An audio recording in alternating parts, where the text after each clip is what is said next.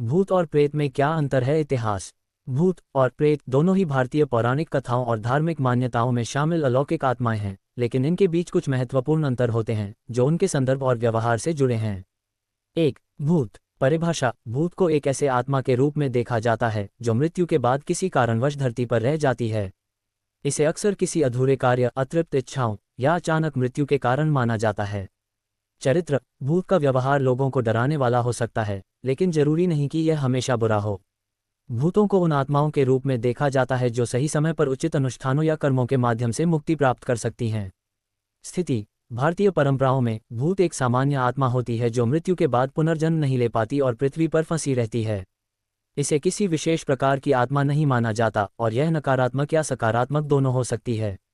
2. प्रेत। परिभाषा। प्रेत एक प्रकार की ऐसी आत्मा होती है जो गहन अशांति और पीड़ा में रहती है। इसका संबंध आमतौर पर किसी बुरी या अधर्मी मौत से होता है, जैसे हत्या, आत्महत्या या पापपूर्ण जीवन। चरित्र। प्रेत को नकारात्मक आत्मा के रूप में देखा जाता है जो दुख, क्रोध और अशांति में रहती है। यह अक्सर लोगों को परेशान करती है और इन्हें शांत करने के लिए विशेष अनुष्ठानों की आवश्यकता होती है। स्थिति। प्रेत को ऐसी आत्मा माना जाता है जो तृप्त नहीं होती और उसकी इच्छाएं या पीड़ा उसे एक निश्चित दिशा में परेशान करती रहती हैं। यह आत्मा हमेशा कष्ट में होती है और उसे मुक्ति प्राप्त करने के लिए विशेष कर्मकांड या अनुष्ठानों की आवश्यकता होती है। इतिहास। भूत और प्रेत की अवधारणा भारत में प्राचीन काल से चली आ रही है। ये धार्मिक ग्रंथों जैसे गरुड़ पुराण और अग्नि पुराण में भी उल्लेखित है, जहां मृत्यु के बाद आत्माओं के विभिन्न प्रकार के बारे में जानकारी दी गई है।